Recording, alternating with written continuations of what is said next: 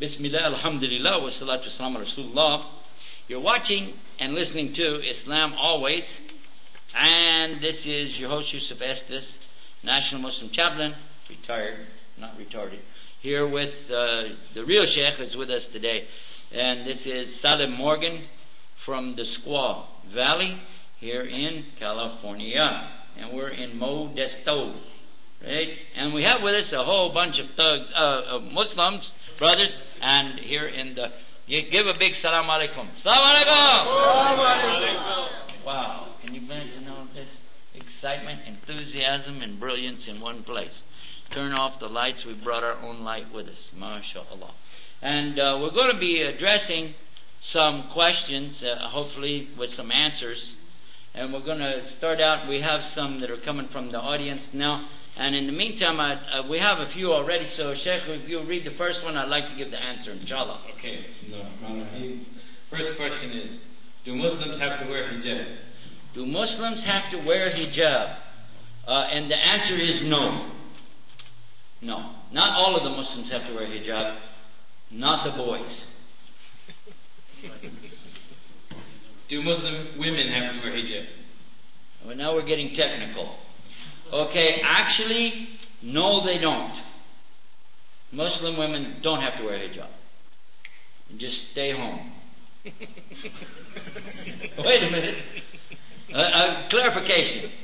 The only reason women have to wear the covering in Islam, it's not like Catholic. In the Catholic Church, women wear the habit or hijab because it's a mandate from their religion. They wear it from the time they wake up to the time they go to bed. Even if they're in a convent living with women, they never can take it off. That's habit. It's exactly called habit. That's what it's called. You get in the habit means you're never going to get out of it. But for Muslim women, they never have to wear it, except if a strange man is going to be close to them and he can see them. But if it's like 100 miles away, well, that's too far, isn't it? But very, very far away, he can't really see what he's looking at, it's no big deal. But when he can make out, okay, I see this, looks like, okay, in this case now, time to have on hijab. This is the idea behind hijab, is to protect her from other men looking at her that don't have any business to see her body. And this is about it. And there are two places for reference in Quran is in chapter 24, verse 31. Be sure and read the verse before it, because it tells the men what to do. And then when it tells the women what to do, you can understand, because you see men are not going to follow what they should be doing. Okay? Which we spoke about when we talked about the test. We talked about taqwa, things like this. But now you get the idea, putting it into practice. The woman wears the hijab only for what? Because there are strange men around her. That's the only reason, and Allah knows best. The other verse is in chapter 33, verse 59, Ahzab, and this is talking about a similar thing. So check it out for yourself and read the books about it. Also, the Prophet ﷺ talks about the subject, and we have many examples about it. I think you'll be satisfied that this is something very good, and it makes a lot of sense. Let's go to the next question. Next question is, do Muslims have to grow a beard? Do Muslims have to grow a beard? No. Not all of them. Not the women. Except there's this one lady, she works in the circus. I don't know. I knew you were going to laugh. Okay, keep going. No, that was, do Muslim men have to grow a beard? Oh, do Muslim men have to grow the beard? No, they don't. In fact, they can't grow the beard. It grows by itself. No, it doesn't. Nothing happens by itself, Sheikh. Okay. How does everything happen? Without the man doing it. How does everything happen? By Allah's by Allah's will. See, Sheikh has got it right there. He was just testing me to see if I know what's up. You can't fool me. I'm a moron. Anyway. Now, I want you to think about this for a minute, though. Just think about this. Can you really grow a beard? Can you? Okay, let me see you grow it. As well. Go ahead. Now? No. Yeah, now. You said you could do it. Get out there. No, not now. Squeeze it out there. Let's have a look. So you don't do it. No, Allah does I it. didn't give up. Allah does it. Well, Yes? yes. So what we need to do for all the brothers who don't have a beard will make dua. Allah give him a beard. Allah give him, it's called lahya. Can you say lahya? Lahya. Say it. You did it just like an Arab. He's good, man. MashaAllah. He's good, huh? It sounds like Arabic. Oh, he is Arab. Okay. Say, Allah give a big lahya to all of the Muslim brothers. Ameen. Oh wait, there's one more. And Allah make him stop cutting it off. Ameen. That's good. What's the next? Is that it? Okay, now we got to take one more. Is that the last one? The question is, what about da'wah? Do Muslims have to do da'wah? And what is it? Okay. I'll tell you what. You have any other questions? I like that one for the last one. What else we got? I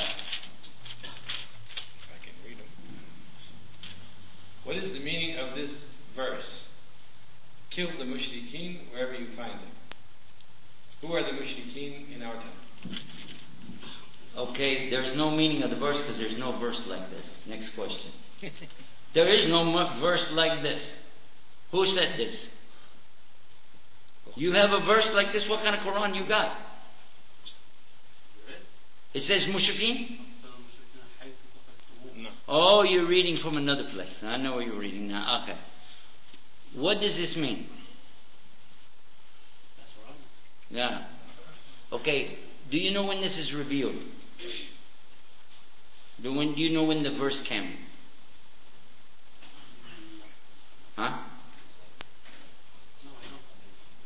Do you know where the verse is? Do you know where the verse is? Don't just say the Quran, by the way. The verse, the location of the verse. No, I don't. Okay. There's several verses that people take out of context.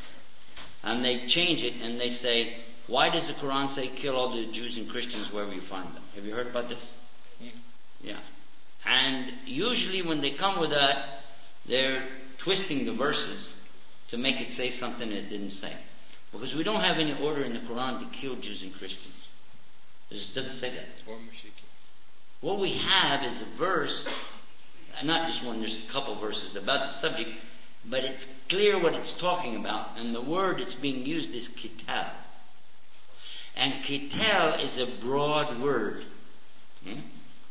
Like when you say the word fight, for instance. Fight what? I might be fighting back an attack. I might be fighting something in my mind. I might be fighting with a person. I might, because fight is a general word. Hit is a general word.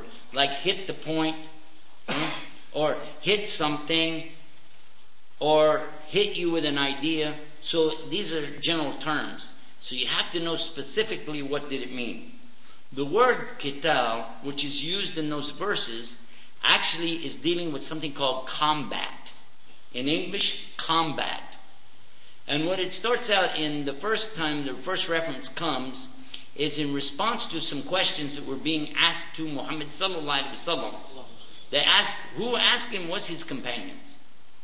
Because they had, you got questions, you finally get a chance to ask Sheikh a question, you're excited, and you got a question, just what we're doing tonight. And they were asking him some questions.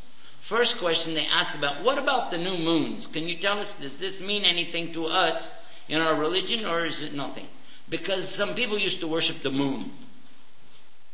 So they were asking. And look how the verse comes, 189 in Surah Baqarah, and it says, Yasalunaka, which means what? They're asking you about the hilal, the new moons. And this is what you say, because Allah is telling the Prophet ﷺ what to say. These are to denote the months. So you know when is the time for Hajj and so on.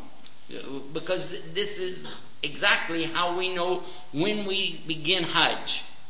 It's a month called Dhul Hijjah. Also, it helps us to know when to start Ramadan, which is the month for fasting. And so the months for the Muslims are according to the lunar or the moon calendar. But we don't worship the moon. We don't have anything to do with worshiping anything but Allah. But this is making it clear. So anybody understand a verse, they understand that. The next thing in the verse it asks about, What if we go through the back door of our house? Is this more righteous for us? Are we more pious by going through the back door of the house? And Allah answered this one, and He's saying, no, it's not. This is not piety. Piety is that you have taqwa for Allah subhanahu wa ta'ala, and that's our subject tonight. We've been talking about taqwa. And what is taqwa? Put a barrier between you and Allah's punishment by obeying Him, repenting to Him, and being a good Muslim. Okay? And then it continues to the next verse, 190, and it says, now, giving them the permission to do what they couldn't do for 13 years, which was to engage in combat. Now, usually the translation says fight, but it is a fight which is combat. It's not a fight where they're going to like wrestling or boxing. No, it's a fight with swords. And it was an order for them, now you can engage in combat against them if they engage in combat against you. Because what had happened for several times, they had gone all the way from Medina to Mecca. Now if you walked all the way from Modesto to Los Angeles, walking, and you got there and you wanted to go to Disneyland, and when you got there, they said, we're not going to let you in, you got to go back. Would you be happy? No. And this is more important because it's not Disneyland. This is something to fulfill obligation, which is the Holy Land pilgrimage for the Muslims. Similar to like Christians used to do this when they used to go to the Holy Land, this is the same for us to go and make pilgrimage. But they wouldn't let them in, and they promised, but come back again another year, okay, blah, blah, blah. And when they go back, they did it again. We're not going to let you in. And they couldn't fight them. It was not permissible. But now they got the permission. If they start a fight with you, then you can fight them. But if they stop, you have to stop. So Allah put a limit. Before, Arabs never had any limit. Never. They had a 40-year war over a camel race where they killed each other and killed each other and killed each other. It was horrible. So Allah didn't need to tell Arabs how to engage in combat.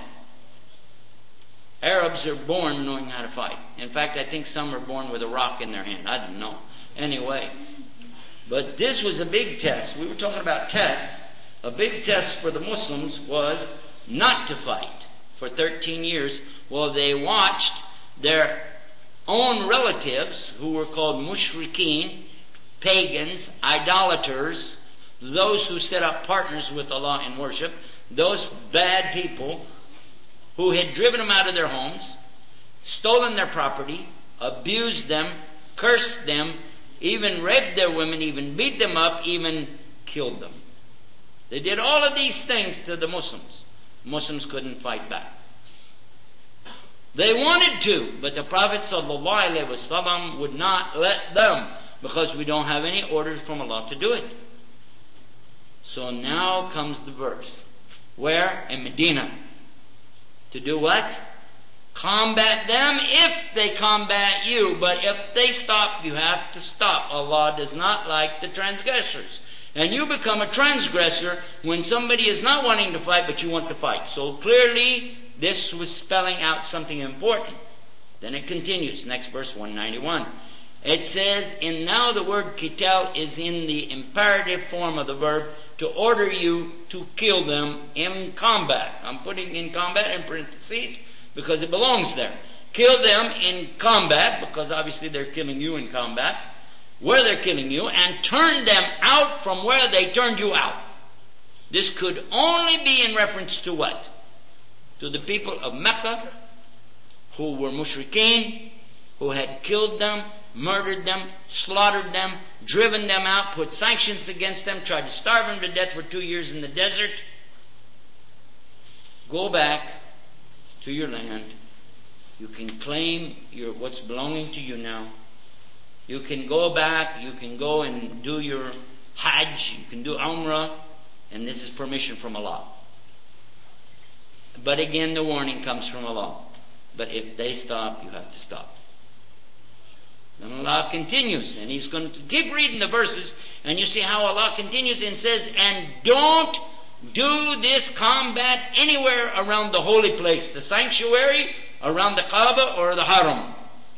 Don't do that unless they do it first. But again, if they stop, you have to stop. And then Allah is telling that He is the one. Allah is the one who is merciful. Allah is the one who's in control here. So you just take it easy. Allah is saying this. It's amazing, huh?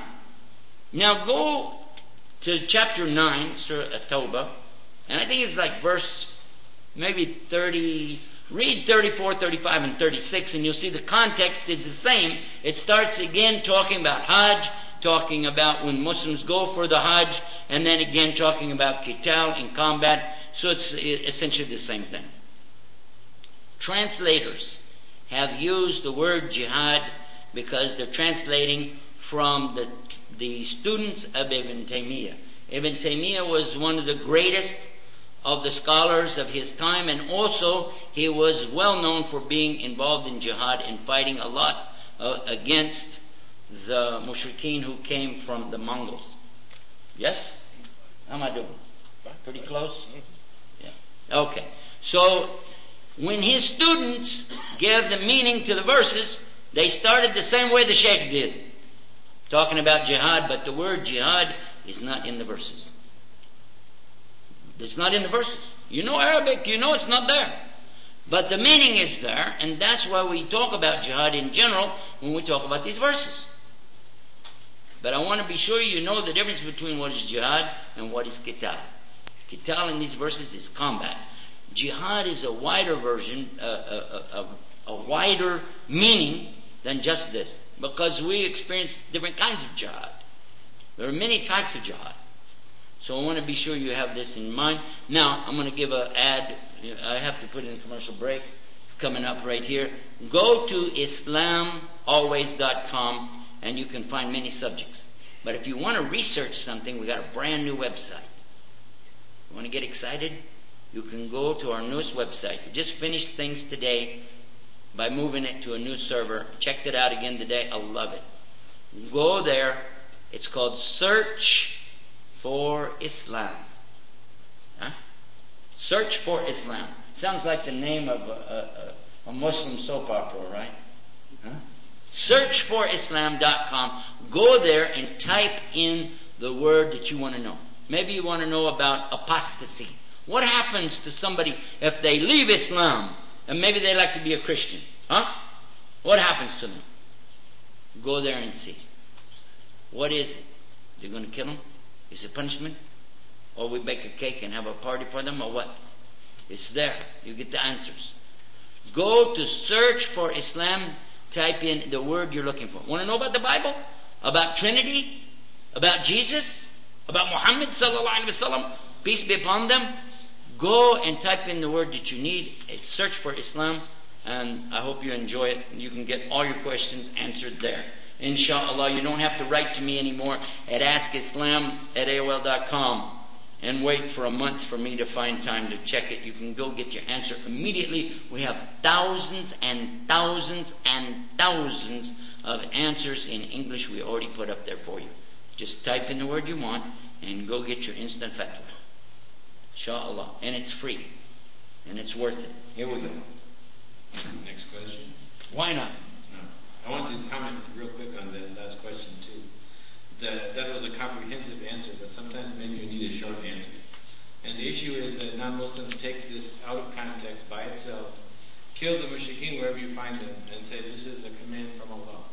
What he was explaining was that it came in a particular context and had limits on it. But another very short answer is that this Islam wasn't theory, it wasn't a stone tablet with 10 commandments on it, it was something real that happened, and as we know, the Sunnah explains the Quran and implements the Quran, and there is no one ever in the entire history of the Muslim Ummah who said such a thing. Not the Prophet ﷺ, not the Khulafa, not any companion, not any Tabi'een. There is no Muslim ever who said it's Allah's ruling that you can kill any mushrik or any Christian or any Jew, wherever you find them, just kill them. That's the clearest proof that this is not the meaning of the verse, that no one on this planet ever understood it that way. Next question. Wait, let me do one. Okay. I want to do a question and you do the answer. It says, This one. can you read it? Yeah. What is that word? Muslim got married to more than Oh, definitely I'd like to let you have that one. Okay, it said here, a Muslim got married to more than one. I'm assuming that means more than one lady. Let's hope so, Yeah, I hope so. What? What do you say to them You? when they ask? What do you say to a non-Muslim when they ask? What are they asking for? Another one? I guess. I guess. They ask for that. I don't know. Bismillah. Assalamu alaikum. This is a very important conversation. It really is. And we need to approach this in the right way. The whole answer about polygamy is in one verse of Allah's book. وَأَنْكِرْ عَلَى أَيَّامَ مِنْكُمْ. This is the entire answer. And this also will show us sometimes we are in the wrong when it comes to polygamy. The purpose of polygamy is to fulfill the command of Allah subhanahu wa ta'ala, which I just read. Marry off the single people amongst you. Islam is against people being single. Period. And anything that leads to that, and we invented social engineering before the term ever existed. The leader of the Muslim or the leaders of the Muslim need to combat anything that gets in the way of وَأَنْكِحَ الْأَيَامَ مِنْكُمْ. So that includes extra high dowries. When that becomes a fashion, imams have to combat this. That includes anything which makes people delay marriage until too long. It includes too little polygamy, and it includes too much polygamy. If there is too much polygamy in a society, if all the rich men go out and get 4 wives, then we are again in violation of وَأَنْكِحَ الْأَيَامَ مِنْكُمْ. Because now there are young men, in fact that's worse than the other situation which is coming. Because Islam does not approve, and we are to eliminate as much as possible single men, excess single men, and excess single women. We don't desire either of those. Islam wants people to be in marriage as much as possible. Now, biological human societies are what percent male? Does anyone know the answer? You tell me. 49%. Yeah. Normal human populations, before any wars or anything like that, are 49% male. So if it's still like that, there hasn't been, exterminations or fascist rulers killing people by the hundreds or something else. Careful. We need about, 2% of men to have 2 wives, and we have fulfilled it. It doesn't need to go any farther than that. And in fact, that's really the nature of human beings. It's really only 1 or 2 in 100 that are capable politically. It's not physical, it's mostly politics. That is the difficulty in polygamy. There aren't very many people that can do it, men or women. There just aren't. Most people can't handle it. It can't be fair. وَلَنْ تَعْدِلُوا بَيْنَ النِّسَاءِ وَلَوْ حَرَصْتُمْ. It's another test, being fair between wives. So if you can't do it, and you know yourself, it's haram for you as an individual, you can't do it. But we only need a few. Alright? So if a Muslim society follows the West and there is no polygamy, this is a fitna. I think he volunteered, but I don't know. And this is, Said you only need a few good men, right? yeah, this is disobedience to Allah subhanahu wa ta'ala. Okay? So the rulers have to cleanse this from the people and teach them the right way. That polygamy is part of Islam. There are some people who have the ability, physical and economic and otherwise, to do it, and there are some women who have the ability in terms of self-control to do it. Until we reach this level of وَأَنْكِحَ الْأَيَامَ مِنْكُمْ, then we're not in compliance. Alright? And again, like I said, if some rich people go overboard and start marrying 4 until there's a bunch of men walking around with no wife, we're not in compliance. And we have to do something about that. We have to make maw'idah to the people and say, no, we have gone overboard now. And that's the whole purpose of polygamy. Every human society is suffering from this when they don't follow it. So the Western societies which enforced monogamy a long time ago, basically now have given up on marriage. But before they gave up on marriage, there was mistresses and there was all kind of oppression and bad things happening to women because of this enforced monogamy. So the middle way is always the right way. Dropping it completely is wrong and causes corruption in society. Overdoing it and using it as something for rich men to oppress others is wrong and causes corruption in society. Well, okay, now that we got that out of the way, and the short answer to that one was, marry a girl from Texas, and she told me that equals 4, and that's that. Okay? So, alhamdulillah. Uh-oh, look out. Look out. I don't That's know. a good one for you. Here it comes. Maybe both. Look out. Is it haram not to believe in the Bible or the Torah? Well, there's a good question. That's, I think that's one of those $2 questions. It's going to take a minute on that one, so I'm going to take a deep breath, and we'll get ready to answer that question, inshallah. First of all, the Bible. There was quite a to-do about a debate arranged in Baton Rouge, Louisiana in 1989 between one Mr. Jimmy Swaggart and one Mr. Ahmed Didat, rahimahullah. And in this debate, Manadara, there was the discussion or the topic of, is the Bible the Word of God? Well, to be fair, Ahmed Didat was never a Christian. Never was a Christian. And to be fair, Jimmy Swaggart said he's not a scholar of the Bible. So probably that would have been a debate better if they turned it the other way, because it put Ahmed Didat really on the wrong side.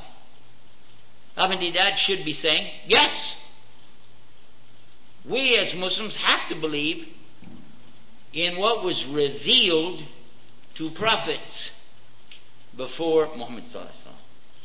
This is the condition, the continuation of the condition we've been speaking about in tonight's program. We've been talking to you on the subject of what is taqwa. We talked about that taqwa is to put some petition between you and Allah, but also the taqwa is to believe in al-ghaib, establish salah, pay the zakah, to believe in what is being sent down to you, O Muhammad, and to believe in what was sent down before.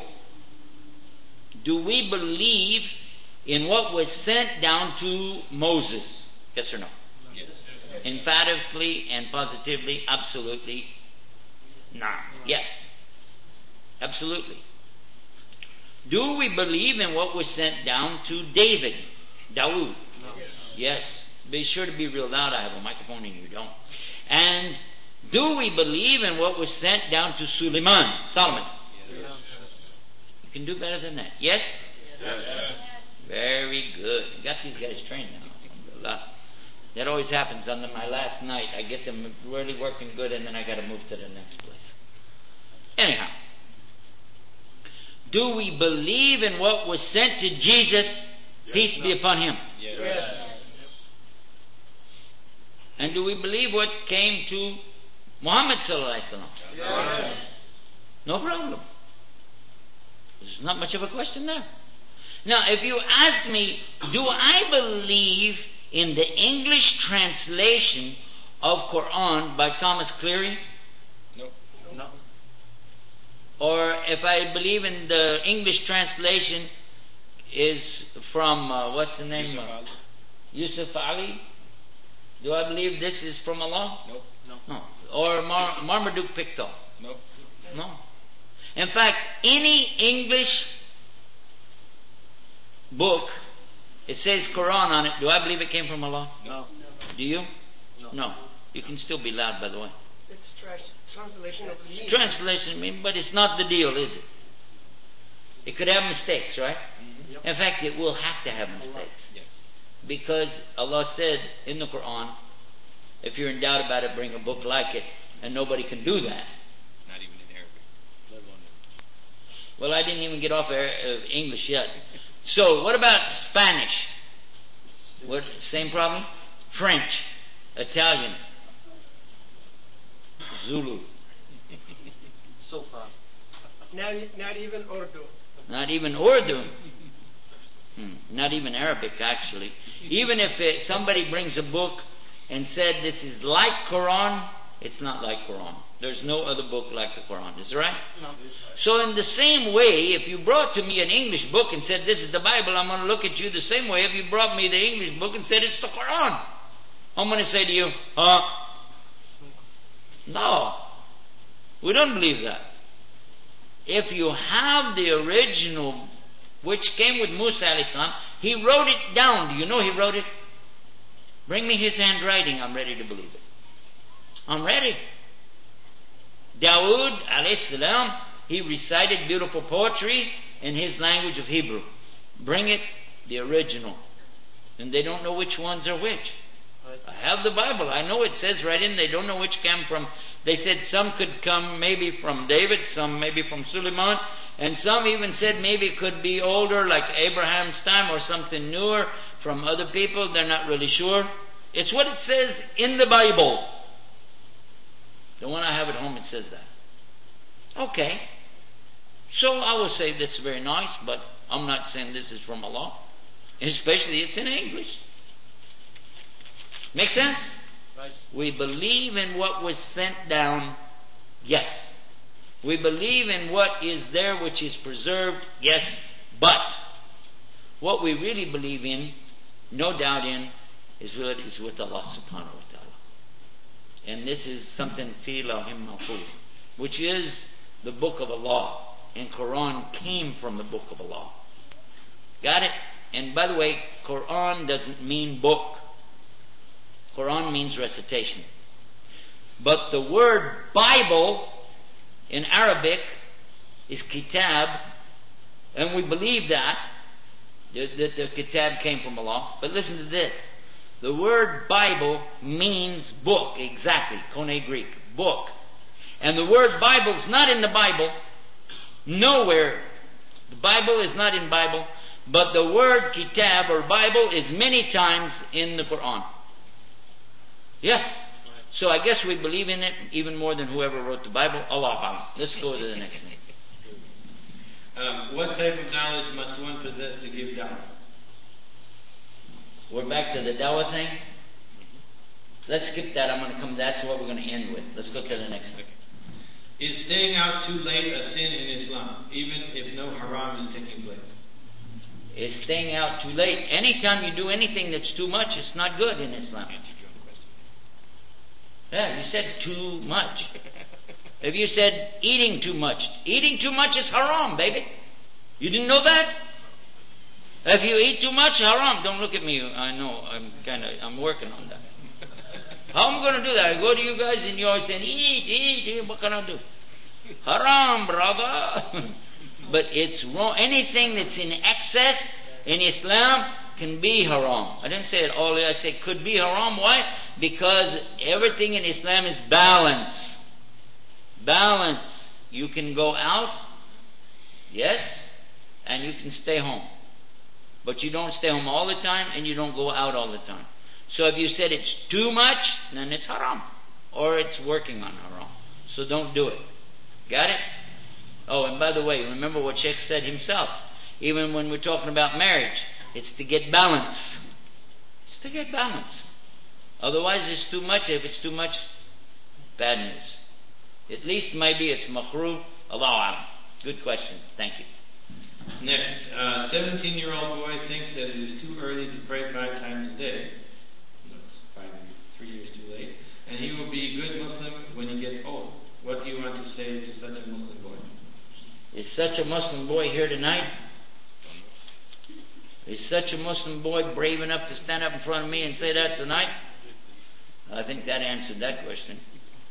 Let us consider.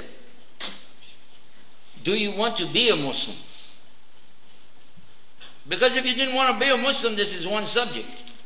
But if you want to be a Muslim, you want to believe in Allah, you want to go to Jannah, then you must obey Allah, otherwise you're not following His religion. It's not your religion. It's not my religion.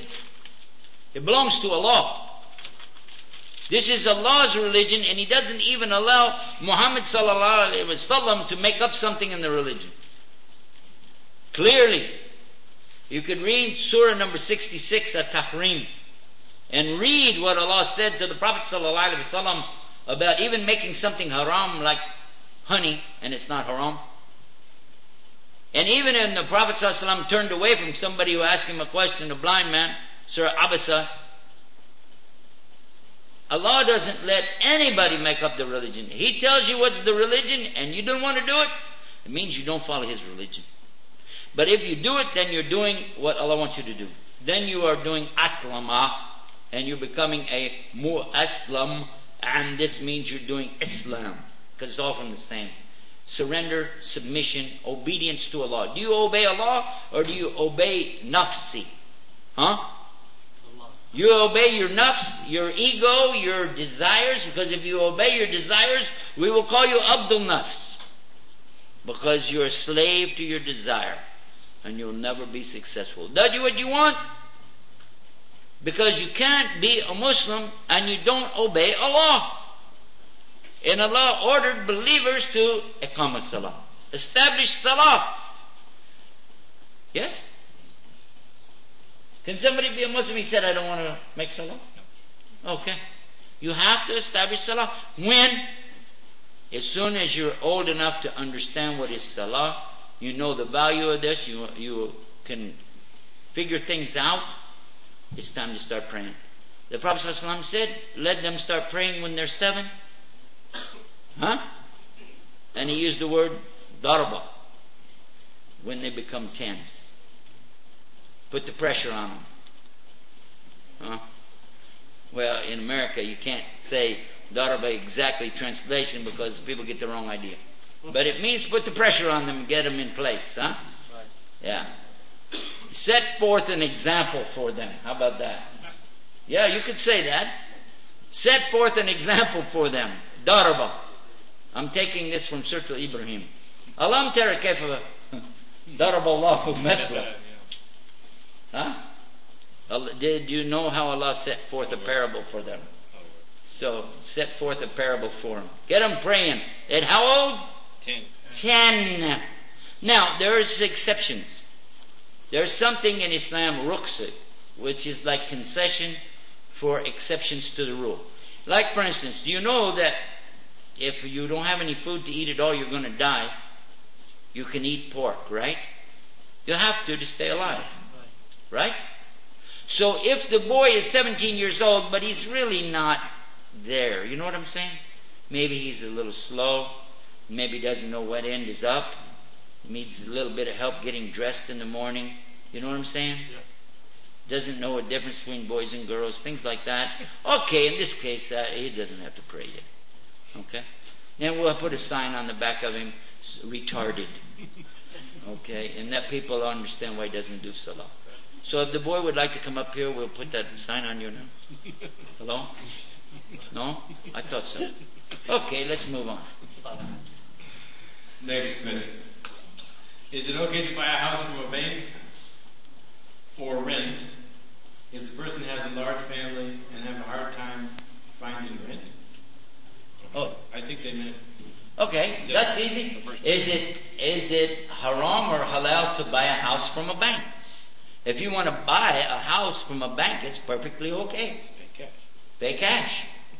Banks get a loan on the house and somebody doesn't pay them, so they take the house away from the person because they bought it on credit, which is haram, and then they have the house, and if you want to buy it and you have the cash, you can buy it, and that's halal.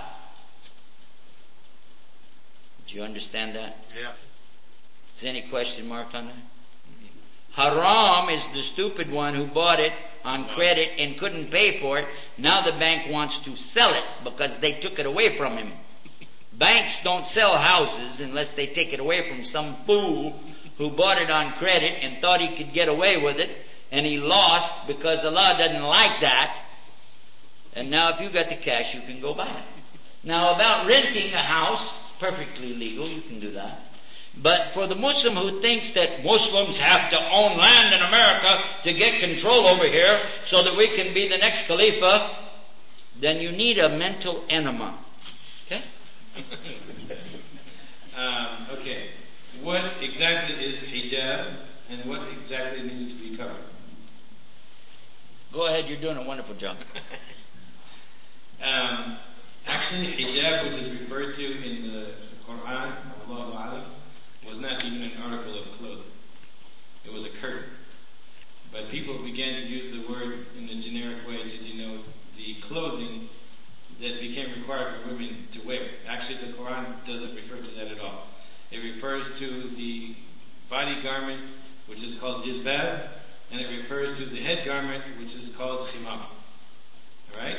And the Jahiliyyah women, the mushrikat, were on a very high level of modesty by today's standards. They were much more modest than any women we see today. They used to wear khimar, but the khimar used to go out the back.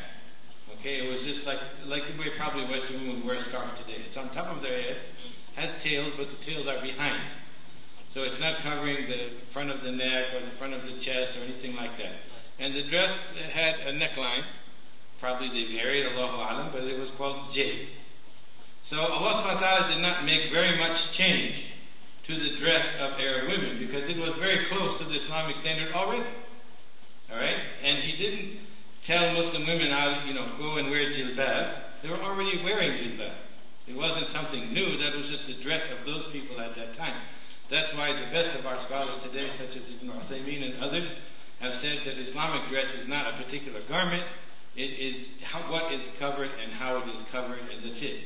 The jilbab was mentioned not because it's ordained by Allah, jilbab, that exact thing, but rather because they were already wearing it. So Allah subhanahu wa ta'ala didn't say in the Quran anywhere, go and put it on. No. He said, let them gather it so that it covers the entire body. And He didn't say, go and put on the khimar, the headscarf, because they already had it on. All of them. Muslimat, mushrikat, probably Yahudiyat too, I don't know. All of them had it on. What did Allah subhanahu wa ta'ala say? Take the tails and put them on your chest. So now, the tails that were in the back, they came around to the front. Remember, this was the clothing they were already wearing. This is not new clothing. Muslims did not come with new clothing. Allah subhanahu wa ta'ala did not ordain new clothing. He simply told them how to wear the clothing that they already had. Take the jilbab, which you're already wearing, and gather it and make sure it covers the entire body. Take the khimar, which you're already wearing, instead of letting it fly out the back where the top of your chest is open and the front of your neck, take the tails, bring them around front, put them right here, and now you've covered your neck and your chest. That's the only change that Allah subhanahu wa ta'ala made in the dress of the people at the time. As for all the rest of the times and places, women's dress has a requirement explained clearly in the hadith. When the Prophet ﷺ saw Asma wearing something see-through, not uncovering, but the other kind of uncovering, the see-through, and he said, and this hadith has a lot of discussion around it, but it is valid as a dalil. He said that, Asma, when a woman reaches puberty, nothing should be seen of her but this, and he pointed to the face, and he pointed to the two hands. So this is what can be exposed of a Muslim woman before non-Muharram men and in public, etc., etc. And of course, the rest of the explanation is, one more thing, it cannot expose it or literally or describe it or make it obvious through the clothing. And the only other requirement is that a Muslim woman cannot wear clothing of men, clothing that is regarded as a man's clothing. So somebody sees her, from far, they'll think that's the man. That is also forbidden, and that is the sum total of the requirements of Muslim women's dress, and there is nothing more. Next one. You want some personal one about you? There's a couple of those. How long have you been teaching Islam? Let's take them all at once. Why did you convert to Islam? And what was the turning point in your life? Thank you. Basic thing. Is that for you or me? That's for you. For me. You gonna use that? Take this. Let me talk to the cameraman and get that reset over there. Thank you very much, sir. I still wonder if he's got a union card. I'm not sure about this. Anyway, get the mic over there. Let me borrow the mic. Okay. Bismillah, alhamdulillah, wa salatu wa salam. If you'd like to know about priests and preachers entering Islam, visit our internet website at www.islamalways.com and follow the links to the story about priests and preachers entering into Islam and what is the motivating factor to cause someone to leave a religion that they've been in for 50 years. And what about a Catholic priest that also came to Islam the night before I did? And what about my father, how he came to Islam and how my wife came to Islam? What motivated people? What's the turning point? Yeah, I'd like to know too. Go to the website islamalways.com, which is always open 24 hours a day, and always plenty of what? Free parking. And that's what you're going to find over there. Let's go now to our final and our last question, which deals with the subject of da'wah. Sheikh, help me out on this one, if you will. I want to ask you, what is the word in Arabic, da'wah, what does it mean? To call. To call? Like pick up a cell phone, make a call. Something like that. To call, as in to call somebody. To call somebody. To something, yeah. To something. As in? Dinner. Dinner. Invitation to a wedding. Islam. Yeah. Can you say invite is okay? Yeah. Invite or call to? Mm-hmm. Yes. Like when we call on Allah and ask Allah, we say, Allah help me. We call that dua. And that's from the same root. Dua and da'wah. You like the way I put the hiccup in the middle? Da'wah. Can you say da'wah? Da'wah. It's got a in the middle of it. You didn't know that. You thought it was da'wah. No, it's not da'wah. It's da'wah. Let me hear you say it. Da'wah. All together now? Da'wah. You want to do what? Da'wah. All right. Be with us tomorrow. We got a big program for da'wah tomorrow. Inshallah. By the way, I was talking to some Muslims and I said, in order to really call people to something, you need to have something when they get there.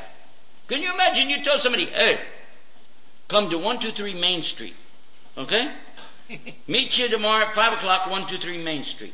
And they go, hey man, Sheikh's invited me to eat. I'm going to go. Hey, free food, get a chance to sit with the Sheikh, ask a bunch of dumb questions. Sounds good to me, let's go. Okay. So tomorrow, we pack up, we roll down the road. 123 Main Street is an empty lot. Nobody's there. There's a tree sitting. I go, what the? Wait a minute. Under the tree. Look, Sheikh, look. See, under the tree? Somebody, that's Yusuf Estes. Let's go see. Hey, Sheikh. Assalamu alaikum. Walaikum salam. What are you doing, man? What's that? You said me? Well, I don't have a house yet. You don't have a house? Actually, I didn't rent the place yet. I'm just sitting here thinking about it. Oh, okay. Well, all right. So we'll sit there under the tree, for a while. Talk, chaka. And I'm getting hungrier and hungrier, and Sheikh is just sitting here. And it's not in Islam, to ask people for food and things like that. It's not. But you can ask for water. They told me in Islam you can always ask for water, no problem. Also, you can ask for milk. Salt is okay to ask for salt. So we say, Sheikh, by the way, are you going to be serving any water and salt with the food? And I go, hey man, I don't have any food. Huh? Wait a minute. Hold on a second. You don't have a house. You don't have any food. Could you explain to me exactly what you're inviting me to? No, if you said, okay, that's silly, I don't get it. Well, let me help you. How can I call people to something I don't have? Do you see people like this? They say, would you like to be a Muslim? So, okay, what's a Muslim? Maybe somebody at work. You know somebody at work, you've been working with them a long time, they're talking to you about these terrorists, so and so, and you want to tell them Islam is, so and so. Okay, go ahead, tell them. What does Islam say about these things? Well, stuff. Okay, great, tell us. Here's your big chance, what you going to tell them? They say to you, tell us now, what about Islam? You've been working with us 7-8 years now, and we like you. You're a good guy. You don't look like a terrorist. So tell us what's Islam. And you said, okay, this is my big chance. I've heard that new CD Yusuf Estes has out called What is Islam? And I'm an expert on calling the people now. I'm ready to go, huh? All right, cool. Islam is Shahadatain, pray 5 times a day. And they said, what's Shahadatain? Oh, that's Arabic. It means I have to say, Shahadu la ilaha illallah, what's that? Okay, I have to bear witness there's only one God. Oh, okay, one God, that's easy. Everybody believes that. Okay, that's pretty much it. Well, no, you gotta pray 5 times a day. Okay, and you have to fast Ramadan. Okay, and, well, stuff. Like what? Pay charity. Okay. What else? And Hajj. What's Hajj? Well, it's like pilgrimage. Okay, anything else? Well, yeah, some stuff like you gotta wear hijab. What is that? Well, it's women have to cover up. Well, we saw your wife, she don't cover up. Well, yeah. Was she a Muslim? Yeah, she's a Muslim, but she don't do that. You know what I mean? But you just said you had to do that. Well, yeah. Well, how come all these guys on TV, they got beards? Are you supposed to have a beard to be a Muslim? Well, yeah. Well, how come you don't have one? Well, I'm a Muslim, but, my wife, she doesn't like me to have a beard. She likes me to be clean-faced, and you got to wonder about a woman wants her husband to look like another woman. Anyway.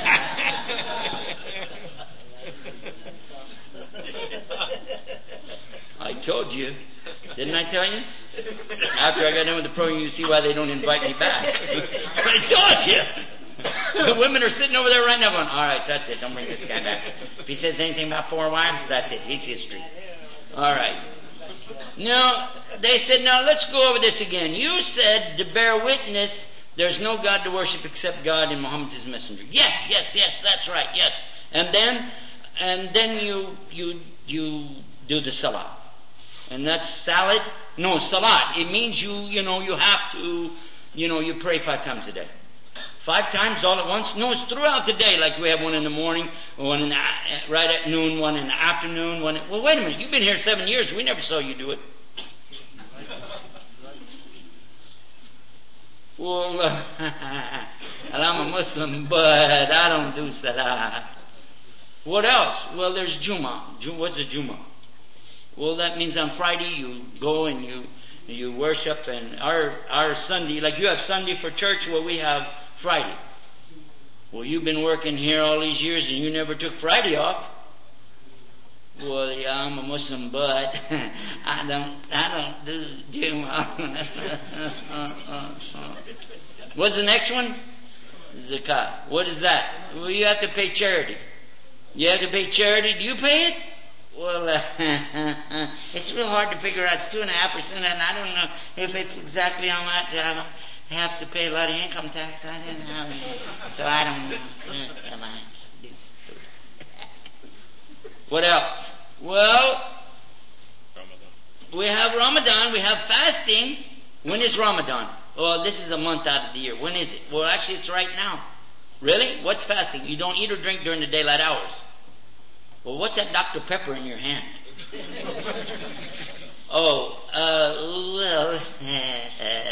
See, I'm a Muslim, but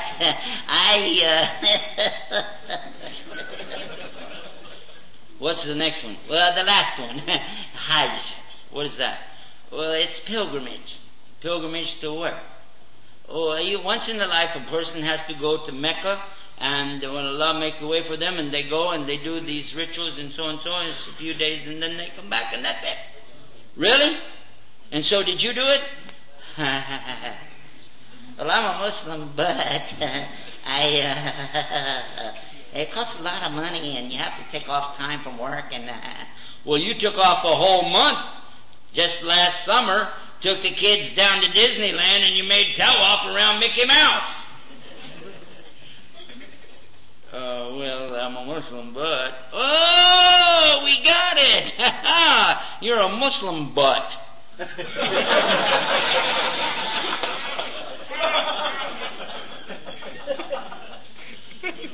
You got part of the anatomy. We need a back, we need a neck, a head, some arms, legs, and you'll be a whole Muslim. In the meantime, take your Muslim butt.